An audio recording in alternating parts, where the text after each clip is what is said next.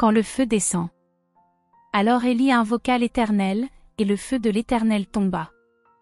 1 Roi 18 versets 36 à 38. Mon ami bien-aimé, il existe une forme de prière qui fait trembler les cieux et qui secoue les fondements de l'enfer. Ce n'est ni une prière routinière ni une douce récitation dictée par l'habitude religieuse. Non, cette prière est imbibée de larmes, embrassée par la foi, et portée par une âme qui a ressenti le poids de l'éternité. C'est une prière que le ciel ne peut ignorer, la prière qui fait tomber le feu du Saint-Esprit, tout comme ce fut le cas dans la chambre haute acte 2 versets 1 à 4. Lorsque tu pries ainsi, l'atmosphère change. Les chaînes se brisent. La maladie fuit. Les démons tremblent. Et surtout, le feu du Dieu vivant descend sur toi non pas comme une lueur vacillante, mais comme une flamme dévorante. Je l'ai vu. Je l'ai ressenti. J'ai été témoin de ce feu tombant sur des personnes que le monde jugeait insignifiantes, mais qui étaient tout pour Jésus. Leur secret ? Elles priaient non seulement avec leurs paroles, mais avec leur vie entière. Si un jour tu as crié, « Seigneur, je veux plus de toi », alors prépare ton cœur, car ce que je vais partager avec toi n'est pas une théorie, c'est le feu. La prière qui fait descendre le feu. L'Éternel est près de ceux qui ont le cœur brisé, et il sauve ceux qui ont l'esprit abattu. Psaume 34 verset 19. La prière qui attire le feu du Saint-Esprit ne naît pas de la répétition religieuse ni de formules apprises. Elle naît dans l'abandon total. La véritable prière, celle qui ébranle la terre et touche le ciel, jaillit descendre d'une vie entièrement offerte à Dieu. Le Saint-Esprit ne descend pas sur des lèvres orgueilleuses, ni sur des prières destinées à impressionner. Il descend là où il trouve un cœur brisé, une âme vidée d'elle-même, une volonté soumise. Là où quelqu'un ose murmurer, non pas ma volonté, mais la tienne soit faite. Luc 22 verset 42. Le feu ne tombe pas sur des autels divisés. Si donc ton œil est simple, tout ton corps sera éclairé. Nul ne peut servir de maître. Matthieu 6 versets 22 à 24. Trop cherche à faire descendre le feu céleste tout en s'agrippant à ce qu'il devrait abandonner. On ne peut inviter le Saint-Esprit à remplir ce qui est déjà rempli de soi. Le feu ne descend jamais sur un autel divisé. Tu ne peux avoir un pied dans le monde et un autre dans l'esprit, tout en espérant une visitation divine. Dieu ne verse pas sa gloire sur un sacrifice à moitié offert. Le feu tombe quand tout est déposé sur l'autel, tes projets, ton orgueil, ton confort, ta réputation, ton calendrier, tout. Car la véritable soumission n'est pas passive. Elle est active, intentionnelle, souvent douloureuse pour la chair. Le niveau de soumission qui attire Dieu. Je vous exhorte à offrir vos corps comme un sacrifice vivant, saint, agréable à Dieu. Romains 12 verset 1. Dieu est attiré par celui qui dit : Seigneur, si tu reprends ce que tu m'as donné, je te louerai encore. Si tu me le rends, je te glorifierai quand même. C'est ce degré de soumission qui attire la présence de Dieu comme un aimant. Lorsque le Saint-Esprit trouve un vase vidé de toute ambition, de toute vanité et des désirs du monde, il descend. Pas en silence, pas comme une pluie légère mais avec le feu. Souviens-toi d'Élie sur le mont Carmel 1 Roi 18. Les prophètes de Baal hurlaient, se coupaient, dansaient mais aucun feu ne tomba. Mais lorsqu'Élie reconstruisit l'autel, versa de l'eau sur le sacrifice et adressa une simple prière d'un cœur consacré alors, le feu descendit.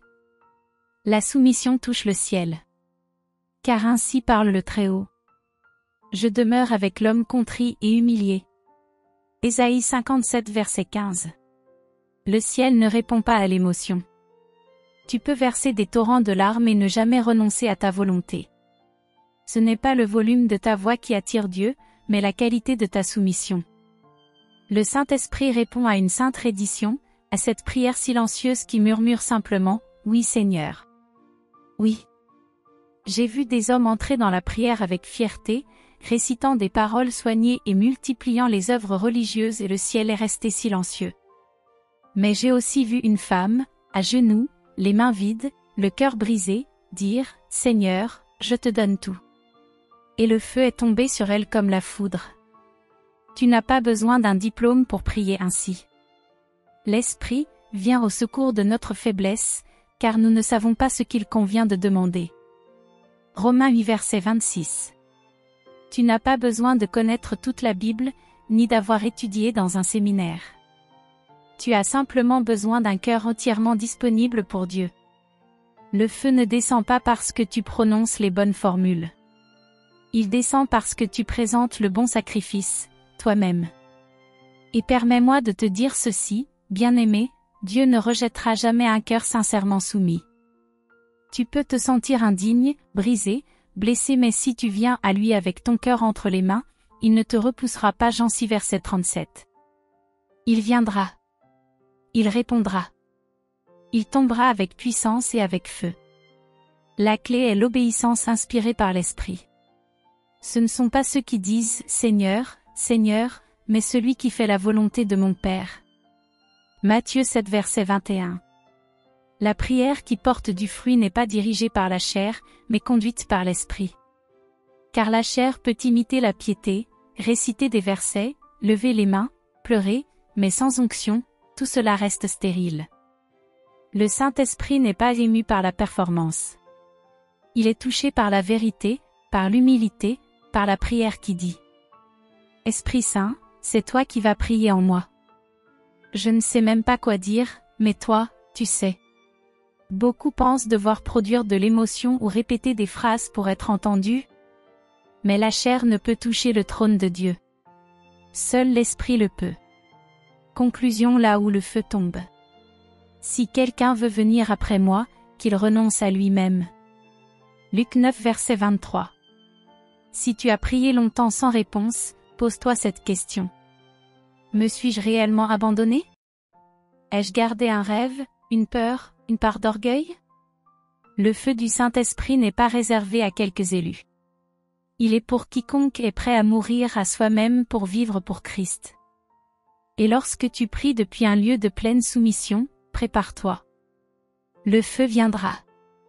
La prière conduite par l'Esprit, quand le feu du ciel tombe. Tu peux prier, tu peux parler, tu peux user de 1000 mots, mais si le Saint-Esprit n'est pas l'auteur de ta prière, tes paroles tomberont au sol, vides et sans vie. Tu peux efforcer de produire une émotion ou une réponse divine, mais rien ne changera vraiment.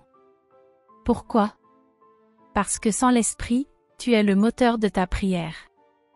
Mais lorsque le Saint-Esprit commence à intercéder en toi, tu n'es plus l'initiateur, tu deviens simplement un vase. Tu ne luttes plus, tu te rends. Tu n'essaies plus de déplacer le ciel se meut à travers toi. De même aussi l'Esprit nous aide dans notre faiblesse, car nous ne savons pas ce qu'il nous convient de demander dans nos prières. Mais l'Esprit lui-même intercède par des soupirs inexprimables. Romains 8 verset 26. La prière conduite par l'Esprit est souvent silencieuse, parfois même sans mots. C'est un soupir, une larme, un gémissement profond. Ce n'est pas de la poésie, c'est une réalité divine. Lorsque la chair est à court de mots, l'Esprit prend le relais. Là où ton intelligence s'arrête, la sagesse divine prend le contrôle. Soyez remplis de l'Esprit. Éphésiens 5 verset 18. Il existe une puissance indescriptible dans le fait d'abandonner sa langue au Saint-Esprit.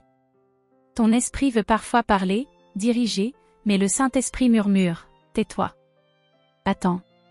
Écoute. » Et si tu obéis, si tu fais taire ton âme, alors l'Esprit s'élèvera en toi, te donnant des mots. Ou simplement un saint silence. Et dans ce silence, le feu descend. Ce que l'Esprit cherche dans la prière. Trop pris avec des listes, des agendas, des attentes. Mais l'Esprit n'est pas intéressé par ton programme. Il désire révéler celui de Dieu. Lorsque tu cesses de mener la conversation pour simplement écouter, lorsque tu abandonnes l'ordre pour rechercher la communion, tout change. Que ta volonté soit faite sur la terre comme au ciel. Matthieu 6 verset 10. Tu pries alors non plus selon ton intelligence, mais selon ton esprit. Non plus selon ta connaissance, mais selon sa sagesse. Et c'est là que les montagnes commencent à bouger, que le feu touche la terre. Les disciples avaient déjà prié avant la Pentecôte. Ils connaissaient les traditions. Mais c'est seulement après que l'Esprit vint sur eux que leurs prières devinrent des flammes vivantes. Vous recevrez une puissance, le Saint-Esprit survenant sur vous. Acte 1 verset 8. Dès lors, ils ne priaient plus pour impressionner, ils priaient pour obéir. Car la chair cherche les résultats, la reconnaissance, le contrôle. L'Esprit, lui, cherche la vérité, l'intimité et l'abandon. Le feu de l'Esprit ne naît pas sur une estrade, mais dans le secret. L'Esprit n'a pas besoin de tes mots bien tournés. Il cherche ton cœur disponible. Tu n'as pas besoin de pleurer, de trembler ou de tomber. L'évidence de la prière dirigée par l'Esprit n'est pas dans le bruit, mais dans les fruits. Est-ce que la paix grandit? Est-ce que la foi se réveille? Est-ce que la volonté de Dieu s'accomplit? Alors l'Esprit est à l'œuvre. Vous les reconnaîtrez à leurs fruits. Matthieu 7 verset 16. Avant d'être envoyé en public, sois transformé en privé. Le feu de Dieu descend souvent dans le lieu secret, là où personne ne regarde, là où seul Dieu te voit.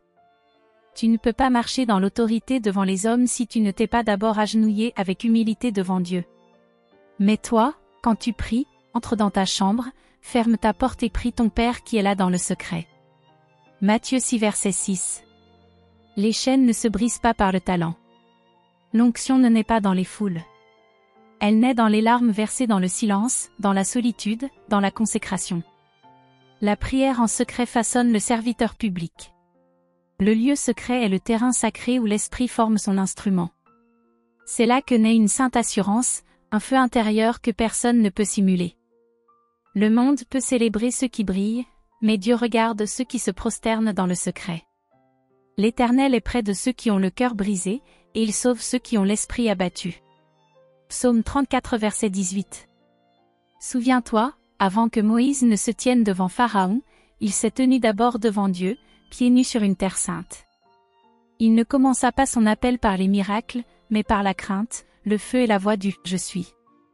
Le feu te coûte tout. Le monde enseigne à être confiant en soi. Dieu enseigne à avoir confiance en lui. Cette confiance ne s'acquiert ni par l'éducation, ni par le statut, mais par la prière, l'attente, l'obéissance. Il y a des révélations qui ne viennent que dans le silence, et une audace qui ne naît que des larmes secrètes. Ceux qui sèment avec larmes moissonneront avec chant d'allégresse. Psaume 126 verset 5. Si tu veux que le feu de l'Esprit tombe lorsque tu parles, laisse-le d'abord brûler en toi lorsque tu pries. Si tu veux marcher dans l'autorité, commence par te soumettre à sa voix. Le lieu secret est l'endroit où ton cœur est sondé, où tes motifs sont mis à nu. Rien ne peut y être caché. Mais si tu y restes, si tu y demeures, si tu y attends, Dieu versera en toi quelque chose qu'aucune tempête ne pourra éteindre, qu'aucun homme ne pourra voler, et qu'aucun démon ne pourra contester. La véritable hardiesse naît dans l'abandon. La hardiesse selon Dieu n'est pas de l'arrogance. Ce n'est pas une mise en scène. C'est le courage d'obéir à Dieu, même quand cela te coûte tout. C'est la force de proclamer la vérité lorsque les mensonges triomphent. C'est le feu de se tenir seul, en sachant que tu n'es jamais seul. Fortifie-toi et prends courage. Ne t'effraie point et ne t'épouvante point, car l'Éternel, ton Dieu, est avec toi dans tout ce que tu entreprendras. Josué 1 verset 9. Quand le feu de Dieu tombe, la prière conduite par l'Esprit, l'obéissance et la puissance cachée. Ce n'est ni par la puissance ni par la force, mais par mon esprit, dit l'Éternel des armées. Zacharie 4 verset 6. 1. Le silence de la chair, la voix de l'Esprit. Tu peux parler, prier, même t'efforcer de toucher le ciel, mais sans l'Esprit, tes paroles tomberont à terre, vides et sans effet. Tu peux chercher à produire une réaction par l'intensité de ton âme, mais rien ne bougera. Car seul l'Esprit de Dieu sait prier comme il faut. De même aussi l'Esprit nous aide dans notre faiblesse, car nous ne savons pas ce qu'il convient de demander dans nos prières. Mais l'Esprit lui-même intercède par des soupirs inexprimables. Romains 8 verset 26. Lorsque le Saint-Esprit prie en toi, tu n'es plus le moteur mais le vase. Tu ne luttes plus pour parler, tu t'abandonnes. La prière devient souvent silencieuse, parfois sans mots, un gémissement, un soupir, une larme. Quand ta chair est à bout de mots, le ciel commence à parler. 2. La vraie prière ne vient pas de l'intelligence mais de l'esprit. soyez tranquilles, et sachez que je suis Dieu. Psaume 46 verset 11. Il y a des moments où ton esprit veut prendre les devants, mais l'esprit dit, tais-toi, écoute. Et si tu obéis, si tu apaises ton âme, le feu descend dans le silence. Beaucoup viennent à Dieu avec des listes, des agendas, des attentes. Mais l'esprit n'est pas là pour exécuter ton plan, il veut révéler celui du Père. Lorsque tu arrêtes de commander et que tu commences à communier, quelque chose bascule. Que ta volonté soit faite sur la terre comme au ciel. Matthieu 6 verset 10. 3. La prière qui enflamme vient après la croix. Les disciples avaient prié avant la Pentecôte. Ils connaissaient les traditions. Mais après que le Saint-Esprit fut descendu, leurs prières devinrent des flammes. Ils furent tous remplis du Saint-Esprit, et se mirent à parler en d'autres langues, selon que l'Esprit leur donnait de s'exprimer. Acte 2 verset 4. Leur but n'était plus d'impressionner, mais d'obéir. La chair veut des résultats, de l'admiration, du contrôle. L'Esprit veut la vérité, l'intimité, l'abandon. Ce n'est pas une performance qu'il cherche, mais un cœur disposé. 4. Le fruit du feu, ce n'est pas le bruit mais la transformation. Vous les reconnaîtrez à leurs fruits. Matthieu 7 verset 16. Le fruit de la prière conduite par l'Esprit, ce n'est pas le vacarme, mais la paix, la foi, l'accomplissement de la volonté de Dieu. Le feu de l'Esprit descend sur ceux qui obéissent, pas ceux qui s'agitent. 5. Le secret de la puissance, la prière dans le lieu secret. Mais toi, quand tu pries, entre dans ta chambre, ferme ta porte, et prie ton Père qui est là dans le lieu secret. Matthieu 6 verset 6. Jésus lui-même se retirait dans des lieux déserts pour prier. Luc 5 verset 16. Le Fils de Dieu, rempli de l'Esprit, cherchait encore la face du Père. Pourquoi? Parce que sa puissance venait de son intimité. Ses miracles naissaient de sa communion. Ne méprise pas les saisons cachées. Ne quitte pas l'ombre avant le temps. Car quand tu sortiras de cette chambre secrète, tu n'auras pas besoin de te présenter, le feu parlera pour toi. 6. Le feu de Dieu tombe toujours sur l'autel de l'obéissance. Obéir vaut mieux que les sacrifices. 1 Samuel 15 verset 22. Depuis Abraham jusqu'à la chambre haute, Dieu a toujours répondu à l'obéissance par le feu. Beaucoup crient pour la puissance, mais refusent d'obéir au dernier ordre reçu. Ils veulent la gloire sans sacrifice, la flamme sans l'autel. Mais le Saint-Esprit ne descend que là où la volonté personnelle est morte. 7. L'autel, c'est ta vie entièrement livrée. Je vous exhorte, frères, à offrir vos corps comme un sacrifice vivant, saint, agréable à Dieu. Romains 12 verset 1. Ton ego, tes projets, tes rêves doivent être posés sur l'autel. Le feu de Dieu ne tombe pas sur les intentions, mais sur les vies livrées. Même les petits actes d'obéissance, pardonner, se taire, rester dans l'ombre, sont sacrés. 8. L'attente fait partie de l'obéissance. Ceux qui espèrent en l'Éternel renouvellent leur force. Ésaïe 40 verset 31.